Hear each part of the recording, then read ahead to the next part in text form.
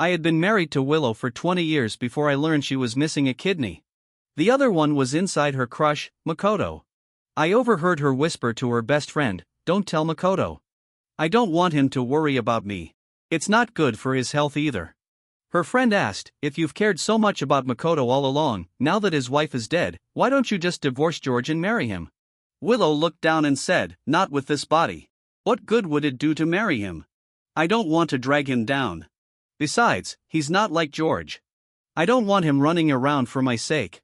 Eyes burning, I stared at the 2 full bags of medication in my hands, then turned around and tossed them straight into the trash. Chapter 1.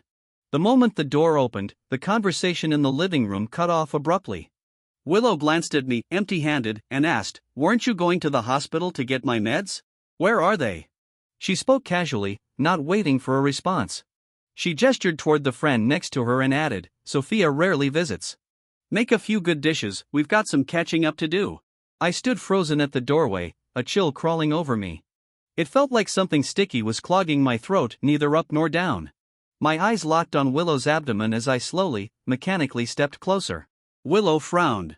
"George, are you even listening to me, George?" Her pupils shrank. She pushed me away in frustration. I gripped the hem of her shirt tightly. And there it was, the faint scar I'd seen for over a decade, now opening like a beast baring its fangs, mocking my ignorance and stupidity. I vaguely remembered 18 years ago, my mother-in-law had fractured her foot. Willow and I wanted her to come stay in the city with us so we could take care of her. But she stubbornly insisted she wasn't comfortable, that she couldn't get used to it. She insisted on returning to the countryside.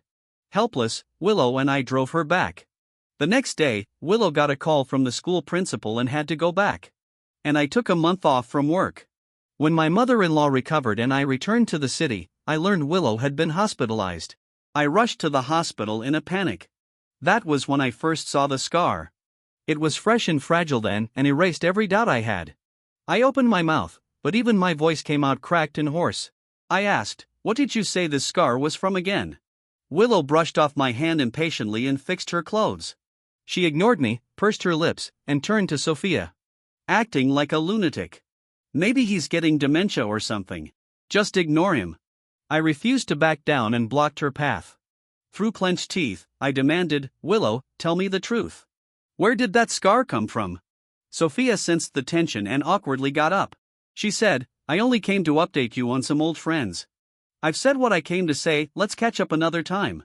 With that, Sophia left in a hurry. As the door clicked shut, Willow's face instantly changed. She screamed, "George, will you just stop?" No sooner had she said that, there was a knock at the door. Sophia had come back, urgently knocking. She said, "Willow, Makoto tried to jump off a building at the funeral." Chapter 2. Willow visibly turned pale. I watched as her face was overtaken by worry, panic, and heartbreak. Any lingering hope I had evaporated instantly. Numbly, I let go of her wrist. Then, summoning the last of my strength, I asked her one final time, "Willow, you told me that scar on your stomach was from an appendectomy. Was that true?" Willow frowned and shot me a look of disdain. "I have to step out. Whatever it is, we'll talk when I get back." Without even glancing back, she walked out the door. After she left, I called her cousin's husband, the doctor who had supposedly operated on Willow for appendicitis. In less than a minute, a decade-long secret was torn open. He fumbled with his words on the other end of the line. He said, "Willow just said she wanted to help someone. There wasn't anything else going on between them." To this day, the guy doesn't even know where the kidney came from. You've been married to her for so many years, you know her best. If she really wanted something with that man, don't you think she would have used this as leverage a long time ago? Sure, she kept someone in her heart, but she still took good care of your home. She was frugal, managed the household, raised your kid, and talked things over with you. What more do you want? Finally, he said with patronizing concern, "Brother, trust me, at our age, just stop digging. A life partner is just that, someone to spend your later years with. As long as you're getting by, that's enough." Just a few short sentences, and he turned what should have been the bare minimum of marital responsibility into some kind of bonus. He sugarcoated Willow's betrayal, framing it as some noble selfless act. I hung up on him, fuming. Sat on the couch from daylight into nightfall. Willow didn't come back. No messages. No calls. As I sat there staring at the home I had protected for 20 years, I was consumed by defeat and doubt. I didn't get it. I felt wronged. I met Willow through a blind date. Back then, she was a newly hired math teacher. I was just a clerk at a small company. We met a few times, got along well, and married by the end of that year. We didn't have a passionate love story, but we both tried our best to maintain this little family. Like her cousin's husband said, she really wasn't a big spender, helped our kid with schoolwork, and always made sure holidays had some emotional warmth and ritual to them. At work gatherings, people often envied me. You're lucky to have such a virtuous wife. But, was I supposed to think that too? Sure, she was frugal. She kept detailed accounts, never wasted a cent, but didn't I hand over almost all my income to her? As for this so-called emotional support and holiday rituals, what was I even supposed to want from them? During every holiday, didn't I buy her gifts? Didn't I make an entire feast for her? Did she ever do that for me? No. Her contribution was emotional support on her terms. She helped our kid with homework. Half the time, she was yelling. In the end, wasn't I the one who comforted the older one, then the younger one, and then retaught everything calmly from scratch? But when our kid did well, everyone assumed it was Willow, the teacher mom, who made it happen. Everyone thought Willow had it rough. Everyone thought I was just the useless husband. But what was the truth? The truth was, after that supposed appendectomy, Willow's health went downhill fast. Her mild diabetes became type 2. She developed chronic gastritis and lumbar disc problems from her teaching job. Maybe those seem minor to others, but they became my entire life. On top of my job and daily responsibilities, I had to watch over her diet and routines. I memorized every single item her doctor said she couldn't eat. Every morning and afternoon, I packed her meals and delivered them to school. She said physical therapy was a waste of money. So I spent half a year secretly learning massage techniques from a local master just to treat her myself at home. When her mother fell seriously ill, I was the one who stepped up so Willow could focus on her work evaluation. And after all that, am I not even worth her loyalty? Why should I be grateful just because she never acted on her feelings for another man? Why is it enough that she only kept him in her heart? My spiral was broken by the sound of a key turning in the lock. After vanishing for an entire day and night, Willow returned exhausted. She seemed surprised to see I hadn't gone to bed. There was guilt in her expression, like someone caught cheating in the act. I felt a twist in my chest. And then a man followed her into the house. Before I could say a word, Willow quickly spoke. Makoto's being hounded by loan sharks. He has nowhere else to go. Seeing my silence, she added, if you mind, he can sleep on the couch. I cut her off with a cold laugh. And if I don't mind, were you planning to share a bed with him? Willow's face turned red with rage. She snapped, George, there's nothing going on between me and him. It's not as filthy as you think. Chapter 3. I stared at the two of them, grinding my teeth. Willow, you brought another man into our home. What right do you have to talk to me about being pure? Before Willow could respond, Makoto stepped out from behind her. Ignoring her attempt to hold him back, he walked straight up to me. I silently sized up the man in front of me. Polite. Refined. Thin and gentle. He looked about the same age as me, yet somehow, he seemed a decade younger. Every movement carried the same academic grace that Willow had. No wonder she had never stopped thinking about him all these years. Makoto stood calmly before me, neither arrogant nor submissive. He said, don't get the wrong idea. Actually, I should be thanking you. I stared at him coldly. Thank me? He nodded. His voice was calm and steady, a stark contrast to the fury burning in my chest. He said, if you think about it, she saved my life twice. You're her husband. Thanking you is the same as thanking her. He paused for a moment and glanced gratefully at Willow. I only found out today, the kidney that saved me years ago came from her. And today, if she hadn't lent me that 500,000 yuan, Willow quickly cut him off. Makoto. She gave me a nervous glance. It was an emergency. My mind went completely blank. I ran into our bedroom, frantically searching. 2 bank cards and all the cash were gone. I looked at the woman before me, my body trembling violently. I grabbed the cup on the table and hurled it.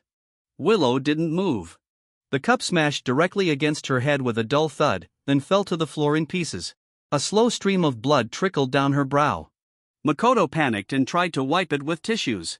His tone grew sharper as he turned to me. George, no matter what happened, you can't hit a woman. Calm down, I'll pay the money back. If you don't trust me, I'll write an IOU right now, interest at market rates. As he spoke, he pulled out pen and paper, ready to write. But Willow snatched them out of his hands. She turned to me, furious. Makoto's wife just died. Even their home's been taken over by debt collectors. Where is he supposed to get money to pay you back? You're basically pushing him into a corner, George. I used to think you were a reasonable person. But look at you now, acting like some deranged maniac. I clenched my teeth. I was reasonable, Willow. I glared at her, my blood boiling. That's why you had no guilt secretly donating a kidney to another man, leaving me with the aftermath of your broken health. Purity? Let him cut your kidney out and give it back to you, then we can talk about that word. George, Willow's voice cracked with anger. She was trembling. Her red-rimmed eyes stared at me like I had lost my mind. She scoffed coldly. You're not thinking clearly right now. When you calm down, then we'll talk. She turned to grab Makoto's arm and started toward the door. Maybe she stepped on a piece of broken glass because she instinctively clung tighter to his arm. And just like that, the two of them walked out together. That scene broke me all over again. I grabbed a chair and hurled it after them. Willow, I want a divorce. I shouted. Willow reflexively clutched Makoto even tighter and the chair hit her square in the back. She didn't turn around. Didn't argue. Just said softly, fine. If that's what you want. Chapter 4. After Willow left, I spent 2 days lying around in a daze. During that time, my father, my mother-in-law, and my son all called me one after another. I didn't answer any of them. On the third day, my son rushed home from another city. He yanked open the heavy curtains, a flood of harsh light stung my eyes, and I instinctively raised my arm to block it. He didn't care. Frantic, he grabbed me and tried to pull me outside. Dad, Mom collapsed, she's in the ER, get up, we need to go. But my feet felt like they were filled with lead. I stared blankly at his face and asked, is she dead? A flash of disbelief crossed his face. Then came the anger. Dad, he snapped. They told me everything. Mom, she's just too soft-hearted. You know that. She's always been like that, why are you making a big deal out of this? You forgot, she used to donate part of her salary to help students who couldn't afford tuition. I opened my mouth, my voice hoarse, but she gave that man, behind my back. It was just a kidney, he cut in. Even if Mom had died saving someone, I wouldn't have been surprised. Dad, what exactly are you upset about? August heat smothered the room, but his words sent a chill shooting straight up my spine. Smack, a sharp crack broke the air. I slapped him across the face. He froze. It was the first time I had hit him since he became an adult. He stood in place for a long moment, then gave me a look like I'd completely lost it. Mom was right about you, he said coldly. You're obsessed with control. You try to dominate everyone just to feel powerful. This family's going to fall apart because of you. With that, he turned away, walked straight into the study, grabbed the insurance cards and medical documents, and stormed out of the house. I looked around at the mess. My eyes landed on a pale yellow envelope at the door of the study. An ordinary envelope. Utterly unremarkable. But somehow, it felt like fate or a warning. I walked over, picked it up, and opened it with trembling hands. Nothing was written on the outside. Inside was a sheet of A4 paper. 2 bold characters at the top caught my eye, last will. My gaze slowly moved down the page until it landed on a single line, after my death. The property in Rose Garden community shall be left to Mr. Ito. What the hell? I stood frozen, staring at the date at the bottom. It was from last month, right after Willow collapsed from a diabetic episode at school and was hospitalized. So while I was running around trying to manage her illness, her mind was full of Makoto. Furious, I crumpled the will into a ball and threw it in the trash. Willow, you really planned this out perfectly, didn't you? Chapter 5. Back when I first brought up divorce with Willow, my mind was clouded with resentment and anger. It was a decision made in the heat of emotion. But this time, I was calm. I contacted a lawyer friend immediately. I explained my situation to him thoroughly, the assets between Willow and me, the issue of our child, and the 2 decades of effort and devotion I had poured into this marriage. After a long silence, he said, George, don't worry. I'll make sure you get the best possible outcome. I thanked him. After hanging up, I began to pack my things, calmly. It was the clearest moment I'd had in days. This apartment was something I bought before marriage, it was my personal property. Her name was added years later. But how could she think she had the right to dispose of it as she pleased? I decided to visit my hometown and talk things over with my dad. When I walked in carrying my suitcase, he stared at me for a good 30 seconds. Then, with an annoyed expression, he scolded me. Arguments between a husband and wife are normal. At your age, how can you still be so immature? You have no sense of responsibility. Your wife is still lying in the hospital, and you come running back here. What are you trying to do? Listen to your father, go apologize and patch things up. Just move past it already. You two have been married for so many years, don't throw it all away. Don't be so dead set on one path. Clutching the handle of my suitcase tightly, I frowned and asked, "Do you even know why we had this fight?" He cut me off. "I don't care why you fought, what matters is that the family can't fall apart. Don't forget, you're a father now and soon to be a grandfather. Stop drifting through life making impulsive decisions." I looked around at this familiar home and was suddenly reminded of an afternoon many years ago. I had just graduated and landed my first job when my father pressured me into going on a blind date. Back then, he told me that a man must settle down and build a career. Among the greatest unfilial acts is leaving no descendants. As the only son in the family, it was my duty to carry on the Wang family line. He said that men outnumbered women nowadays, and if I didn't find someone early, I might end up alone for life. I didn't agree with him, so he kept scolding me, even brought the elders of the family to lecture me. Tired of the nagging, I eventually gave in and agreed to meet the girl he chose, Willow. Of course, he didn't hold a knife to my throat and force me to marry her. In the end, I nodded and agreed to the marriage myself. What I resent is why do parents always rush their children into marriage when we're still so naive about life and love? As if love doesn't matter. As if happiness doesn't matter. What matters is just getting married as soon as possible. I took a deep breath and didn't want to argue with him anymore. I said, "I've already decided to get divorced. If you think she's a good woman, why don't you go find someone better for her?" "You ungrateful son," my father pointed at me, gritting his teeth. "You're so stubborn, you're bound to suffer for it someday." I froze in the living room, as if needles were stabbing in and out of my brain, relentless and bleeding. I asked, "Suffer? What do you mean by suffer? You don't think I've already suffered enough? The woman I share my bed with has another man in her heart. For him, Willow was willing to risk her life.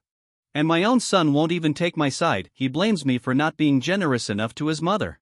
I just don't get it, Dad. You're a man too, how forgiving are you really? Is there any betrayal that in your eyes doesn't deserve to be forgiven? Should I end up like you, sitting at home every day regretting not stabbing Mom and her lover when she ran off with him?" Smack, a loud slap. My face burned with pain. I stared at my father, who was shaking with rage, and said slowly, word by word, "Dad, I don't want to live a life of humiliation. I don't want to live miserably. Marriage is just one chapter in my long life, it's not my final destination. And now that this experience has failed, I have every right to walk away." My father opened his mouth, wanting to say something, but no words came out. I picked up my suitcase and returned to my room. Chapter 6. Peace didn't last long. My mother-in-law showed up again, this time bringing my son with her. She sat squarely in the center of the living room, full of energy, sipping the tea my father handed her like she owned the place. She said, "Dear in-law, I'm not just taking my daughter's side here. But who doesn't have someone they once couldn't let go of? Still, for a grown man to want a divorce over something like this, and to leave his wife lying in the hospital with no one to care for her, how could anyone justify that?" I let out a cold laugh and cut her off. "You're her mother. Taking care of her is your job. But am I her dad? If I go now, in the state I'm in, I'd probably rip out her oxygen tube." That shut her up, fuming but speechless. My son frowned and looked at me, his face full of confusion and disappointment. He said, "Dad, those bruises on Mom's forehead and back, you did that, didn't you? You've already let your anger out. Can't you just move on? Do you really want to keep being the joke of the neighborhood?" My mother-in-law nodded. "Your son is right. He's about to get married. If this drags on any longer, have you thought about what that'll do to his reputation?" Willow's graduating class had one national science top scorer, 2 who got into Tsinghua, and over half the class passed the 211 threshold. She was even named one of the country's outstanding teachers. Then she gave me a smirking look and said, "If you divorce her, good luck ever finding another woman like that. You might be single for the rest of your life." The message was clear, her daughter is an accomplished independent woman. And if I didn't bow my head, I was a fool who didn't know what was good for him. Looking at the two of them, a strange sense of unreality hit me. It was as if, in this whole trial, I was the one who had cheated on the marriage, the one who'd betrayed the family. In the silence, I actually laughed. My mother-in-law gave me a puzzled glance. She said, "If you still want to save this marriage, come to the hospital with me. Couples fight, but they make up too. It's not too late to fix things. As for that shameless man, don't worry, I won't let him off easy. No one's going to ruin my daughter's reputation." I replied in a low voice, "Fine. I'll go with you to the hospital." My son, seeing my change in tone, lit up with joy. He smiled, "Dad, I knew it. For me, for this family, you wouldn't really go through with a divorce."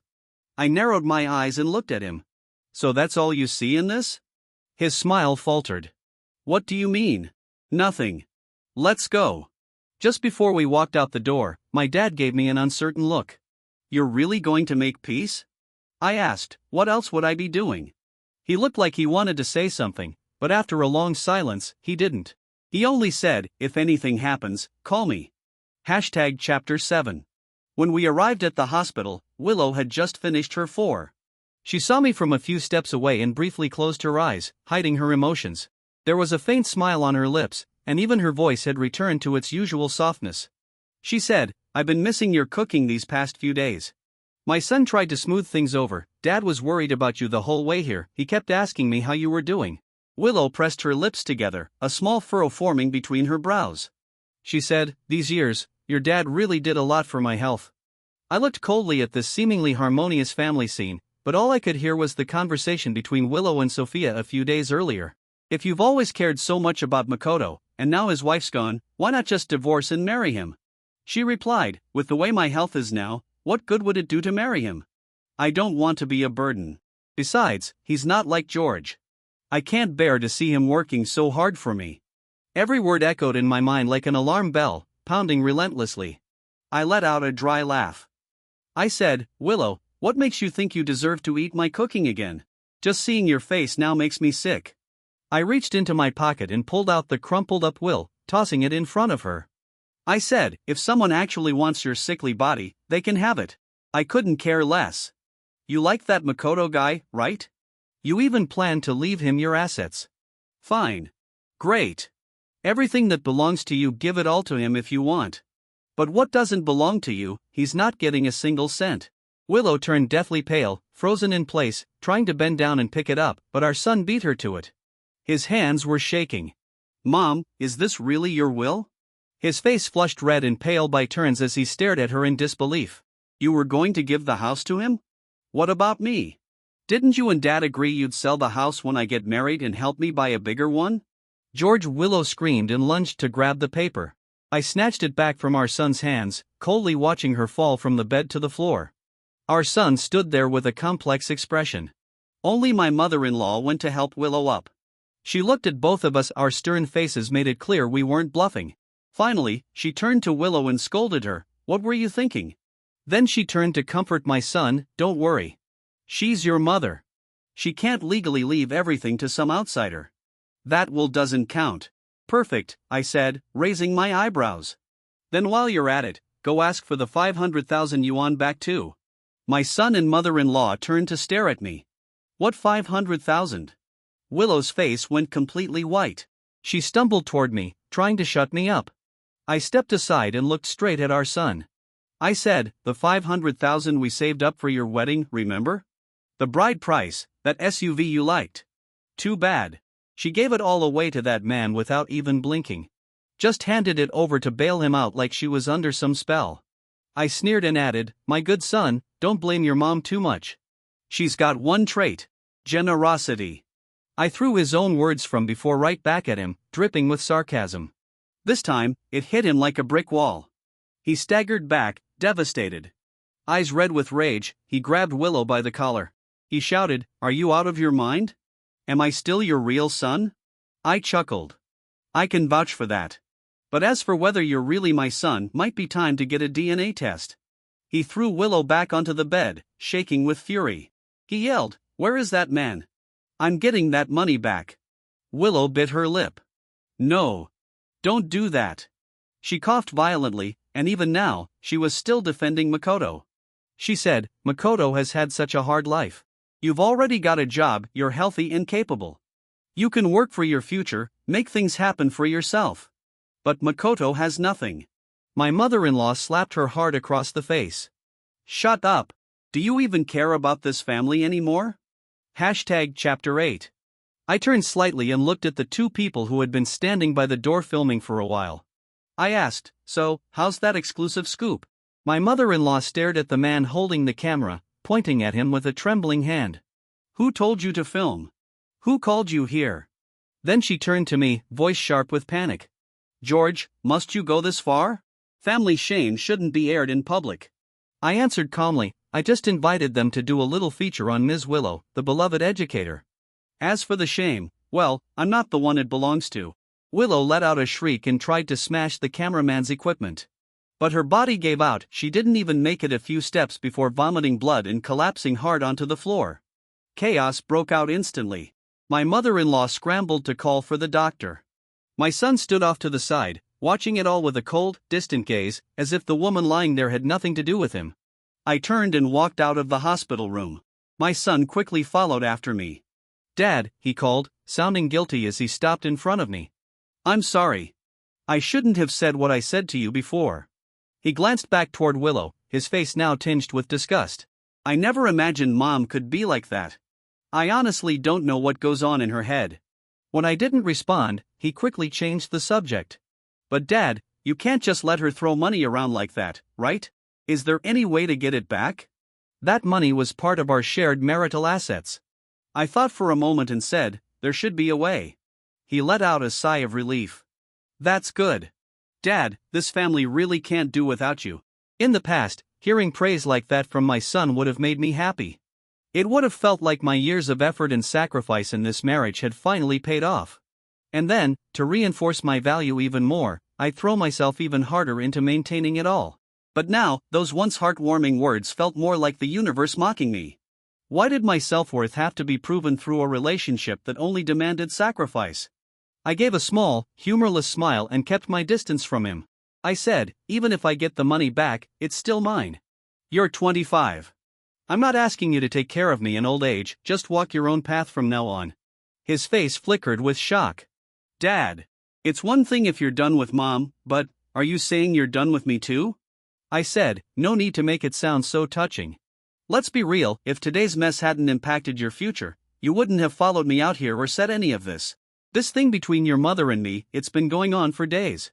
You never actually cared who was right or wrong. All you wanted was a result.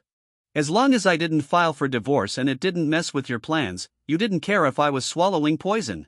So, as far as being your father goes, whoever wants the title can have it. You're welcome to call Makoto Dad, I don't mind. And with that, I didn't even look back at the gut-punched look on my son's face. I waved down the car and got in. Chapter 9. By the third day, the news about Willow had blown up all over the internet. A video even surfaced footage from a few days earlier showing Willow on a rooftop hugging Makoto. Another clip showed her in the hospital room with our son grabbing her collar and shouting accusations. Both videos shot straight to the trending topics. Just like that, Willow, once publicly praised in the local paper, fell from the top of the mountain straight into the abyss. Netizens flooded the comment sections. Unbelievable. She looked like such a cultured, respectable teacher. Serves her right. Women like her, disloyal and shameless, deserve to rot in hell. Heard she's paralyzed now. Karma's a real bitch. A pair of scumbags. Hope they cling to each other all the way to hell and reincarnate as cockroaches together. Don't ruin other people's lives again. I watched the sea of public outrage with a blank face, quietly finishing my meal. The school hadn't yet officially released any disciplinary notice regarding Willow, but at this point, the outcome didn't matter. Willow had suffered a stroke and was now partially paralyzed, barely able to speak. My father gave me a sheepish smile and said, divorcing her might actually be for the best. I mean, you already, I frowned. Dad. He immediately backed down. Okay, I'll shut up. It's your life, you do what you think is right.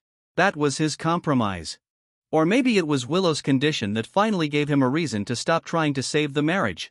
As for the 500,000 yuan Willow gave away, we recovered it a month later through legal channels.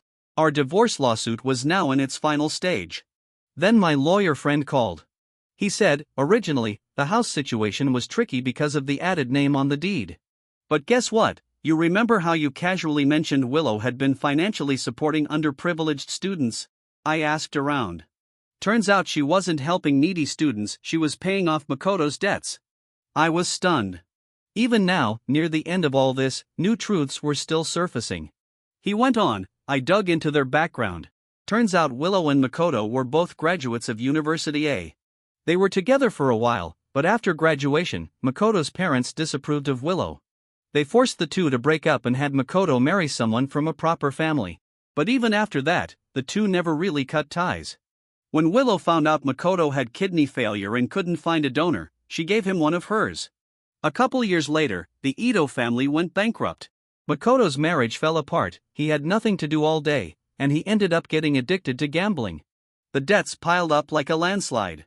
And that's when Willow started sending him money under the excuse of sponsoring students. She was paying off his loans. My friend cursed at the end. Looking at her bank records, she should have lost everything in the divorce. I understood everything now. Later, my mother-in-law and son came to complain, implying I had been too ruthless. My dad, worried about losing face in front of the neighbors, even wanted to invite them inside. I kicked him out. Later, I heard that the girl my son had been dating, her family saw the news and trending videos. Right in front of my son, they arranged a new blind date for her, humiliating him brutally. The relationship ended on the spot. Enraged, my son turned all his fury on Willow. Whenever my mother-in-law wasn't around, he would dump her bodily waste right onto her. One day, his grandmother walked in and caught him in the act. Furious, she scolded him. In the heat of the argument, he shoved her. She hit her head on a nail sticking out of the doorframe and died instantly. My son was sentenced to several years in prison. During the trial, my dad urged me to attend. I refused without hesitation. Chapter 10.